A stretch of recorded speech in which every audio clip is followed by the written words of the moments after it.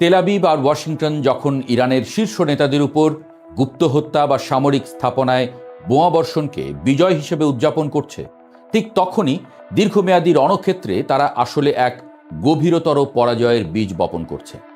Middle east আইয়ের বিশ্লেষণ বলছে, ইসরায়েলের এই তথাকথিত সাফল্যগুলো আসলে এক ধরনের ট্যাকটিক্যাল ইলিউশন বা যুদ্ধের বিভ্রম। প্রতিপক্ষকে সাময়িকভাবে দুর্বল মনে হলেও দিন শেষে কৌশলগত শ্রেষ্ঠত্বের চাবিকাঠি এখন তেহরানের পকেটে। পশ্চিমের মারণাস্ত্র আর প্রযুক্তির দম্ভকে এক অদৃশ্য ও দীর্ঘমেয়াদী ক্ষয়িষ্ণু যুদ্ধের জালে আটকে ফেলেছে ইরান। ইসরায়েল এবং আমেরিকার বর্তমান অবস্থাকে আধুনিক সমরবিদ্যার ভাষায় বলা হচ্ছে স্ট্র্যাটেজিক প্যারালাইসিস বা কৌশলগত পঙ্গুত্ব। তারা প্রতিপক্ষের ডালপালা কাটছে ঠিকই, কিন্তু শেকড় পর্যন্ত পৌঁছানোর কোনো কার্যকর নকশা তাদের কাছে নেই। মিডল ইস্ট আইয়ের প্রধান পর্যবেক্ষণে দেখা গেছে, ইসরায়েল গত কয়েক মাসে ইরানের আঞ্চলিক মিত্রদের নেটওয়ার্ক, যা অ্যাক্সিস অফ রেজিস্ট্যান্স নামে পরিচিত, তার উপর ব্যাপক আঘাত এনেছে। কিন্তু এই হামলাগুলো কেবল ক্ষণস্থায়ী সামরিক সুবিধা দিচ্ছে। দীর্ঘমেয়াদে ইরান এমন এক নেটওয়ার্ক গড়ে তুলেছে যা কোনো একক ব্যক্তির উপর নির্ভরশীল নয়। উল্টো ইসরায়েল যত বেশি আগ্রাসী হচ্ছে, ইরানের প্রতিরোধ ব্যবস্থা তত বেশি বিকেন্দ্রীভূত ও দুর্ভেদ্য হয়ে উঠছে। ইসরায়েলের কোনো এন্ড গেম বা যুদ্ধের চূড়ান্ত লক্ষ্য নেই। তারা শুধু আঘাত করছে এবং আশা করছে এতেই ইরান নতি স্বীকার করবে। অথচ ইরান খেলছে এক দীর্ঘমেয়াদী মনস্তাত্ত্বিক খেলা, যেখানে শত্রুকে ক্লান্ত করে তোলা এবং তাদের অর্থনীতির রক্তক্ষরণ ঘটানোই আসল উদ্দেশ্য। এই দীর্ঘস্থায়ী দ্বন্দ্বে ইসরায়েল নিজেকে এক অন্তহীন যুদ্ধের চোরাবালিতে আবিষ্কার করছে, যেখান থেকে বের হওয়ার কোনো নিরাপদ পথ তাদের জানা নেই। এই যুদ্ধের পরিধি কেবল লেবানন বা গাজা সীমান্তে সীমাবদ্ধ নেই, এটি এখন বিশ্ব অর্থনীতির শিরা উপশিরায় আঘাত হানছে। আন্তর্জাতিক মুদ্রা তহবিল সতর্ক করে দিয়েছে যে মধ্যপ্রাচ্যের এই সংঘাত যদি দীর্ঘস্থায়ী হয়, তবে বিশ্বজুড়ে এক ভয়াবহ অর্থনৈতিক মন্দা অনিবার্য। ইরানের বিরুদ্ধে আমেরিকার অবরোধের রাজনীতি এখন বুমেরাং হয়ে ফিরছে। বিশেষ করে হরমুজ প্রণালীকে ঘিরে ইরানের যে নিয়ন্ত্রণ, তা পশ্চিমা বিশ্বের লাইফলাইন কেটে দেওয়ার ক্ষমতা রাখে। তেলের দামের সামান্যতম অস্থিতিশীলতা মানেই ইউরোপ আর আমেরিকার বাজারে মূল্যস্ফীতির বিস্ফোরণ। পশ্চিমের নেতারা এখন এই উভয় সংকটে পড়েছেন। তারা না পারছেন ইসরায়েলকে পুরোপুরি নিয়ন্ত্রণ করতে, না পারছেন ইরানের অর্থনৈতিক শক্তির সাথে পাল্লা দিতে। বিশ্ব বাণিজ্যের এই অনিশ্চয়তা আসলে ইরানের একটি বড় কৌশলগত বিজয়, যেখানে সরাসরি যুদ্ধ না করেও তারা শত্রুর অর্থনীতিকে পঙ্গু করে দেওয়ার ক্ষমতা রাখে। কূটনীতির ময়দানেও আমেরিকার একক আধিপত্যের দিন এখন ফিকে হয়ে আসছে। চীনের কড়া অবস্থান ওয়াশিংটনের গালে এক বড় চপেটাঘাত।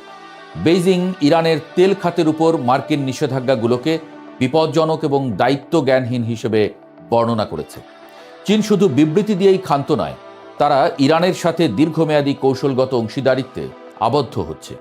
অন্যদিকে আবুধাবির যুবরাজ মোহাম্মদ বিন জায়েদের বেইজিং সফর এবং সেখানে মধ্যপ্রাচ্য নিয়ে চীনের সক্রিয় অংশগ্রহণ প্রমাণ করে যে এই অঞ্চলের দেশগুলো এখন আর অন্ধভাবে ওয়াশিংটনের দিকে তাকিয়ে নেই। বিকল্প শক্তি হিসেবে চীন এবং রাশিয়ার উপস্থিতি ইরানকে এমন এক বর্ম দিয়েছে যা ভেদ করার সক্ষমতা আমেরিকার নিষেধাজ্ঞার নেই। আমেরিকা যখন অবরোধের দেয়াল তুলতে ব্যস্ত, ইরান তখন প্রাচ্যের সাথে নতুন এক বাণিজ্য ও প্রতিরক্ষা বলয় গড়ে তুলছে। যুদ্ধের মানবিক মূল্য এবং নৈতিক পরাজয় এখন ইসরায়েলের জন্য গলার কাঁটা হয়ে দাঁড়িয়েছে। দক্ষিণ লেবাননে ইসরায়েলি হামলায় যেভাবে হাজার হাজার শিশু বাস্তুচ্যুত হচ্ছে এবং বেসামরিক মানুষের রক্ত ঝরছে, তা খোদ ইউরোপের মিত্রদের ভেতরেও ফাটল ধরাচ্ছে।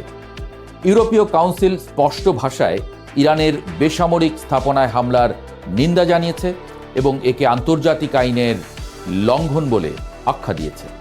ঐতিহাসিকভাবে ইউরোপ সবসময় আমেরিকার লেজুর বৃত্তি করলেও এবার তাদের সুরে ভিন্নতা স্পষ্ট। এর কারণ মানবিকতা যতটা না, তার চেয়ে বেশি হলো নিজেদের নিরাপত্তা ও শরণার্থীর ভয়। ইরান এই সুযোগটিকেই কাজে লাগাচ্ছে। তারা বিশ্বমঞ্চে ইসরায়েলকে একটি বিচ্ছিন্ন ও নিষ্ঠুর রাষ্ট্র হিসেবে প্রতিষ্ঠিত করতে সফল হয়েছে। যখন কোনো রাষ্ট্র নৈতিকভাবে হেরে যায়, তখন রণক্ষেত্রের জয় কোনো গুরুত্ব বহন করে না।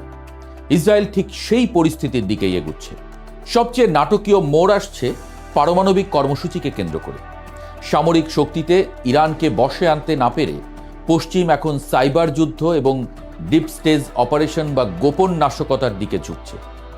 সম্প্রতি সাগরে আটকে পড়া ক্রু উদ্ধারের মানবিক নাটকের আড়ালে ইরানের পারমাণবিক সম্পদ চুরির যে ছক ফাঁসের খবর এসেছে, তা পশ্চিমা গোয়েন্দা সংস্থাগুলোর চূড়ান্ত হতাশারই বহিঃপ্রকাশ। ইরান দাবি করছে তাদের ইউরেনিয়াম চুরির এই ষড়যন্ত্রের পেছনে মোসাদ এবং সিআইএর হাত রয়েছে। কিন্তু ইরানের পাল্টা গোয়েন্দা ব্যবস্থা এখন এতটাই আধুনিক যে ছদ্মবেশী কোনো অভিযান সফল হওয়া তো দূরের কথা, প্রতিটি পদক্ষেপেই তারা শত্রুপক্ষকে ফাঁদে ফেলছে। এই যে একের পর এক ষড়যন্ত্র নস্যাৎ করে দেওয়া, এটি প্রমাণ করে যে ইরান এখন আর কোনো রক্ষণাত্মক অবস্থানে নেই। তারা সরাসরি পশ্চিমা ইন্টেলিজেন্স গেমের চ্যালেঞ্জ গ্রহণ করছে এবং জয়ী হচ্ছে। বিশ্লেষকদের মতে ইসরায়েল আর আমেরিকা হয়তো কিছু ছোটখাটো লক্ষ্য অর্জনে সফল হয়েছে, কিন্তু বৃহত্তর ভূরাজনৈতিক লড়াইয়ে তারা ক্রমেই কোণঠাসা হয়ে পড়ছে। ইরানের স্ট্র্যাটেজিক পেশেন্স বা কৌশলগত ধৈর্য এখন স্ট্র্যাটেজিক অফেন্সিভ বা কৌশলগত আক্রমণে রূপান্তরিত হয়েছে। তেল আবিব আর ওয়াশিংটন এখন এক এমন গোলকধাঁধায় আটকা পড়েছে যেখানে তাদের প্রতিটি সামরিক পদক্ষেপ আসলে ইরানের প্রভাবকেই বাড়িয়ে দিচ্ছে। যুদ্ধের ময়দানে কে কতগুলো বোমা ফেলল তা দিয়ে এখন আর বিজয় নির্ধারিত হয় না, কে কত সময় ধরে এই মনস্তাত্ত্বিক এবং অর্থনৈতিক ধকল সইতে পারবে সেটাই আসল কথা। আর সেই হিসাবে মধ্যপ্রাচ্যের এই কঠিন ও নির্মম সমীকরণে ইরান এখন চালকের আসনে। পশ্চিমের দম্ভ হয়তো এখনো আকাশে উঠছে, কিন্তু মাটির নিচের বাস্তবতায় পরাজয় তাদের দরজায় কড়া নাড়ছে।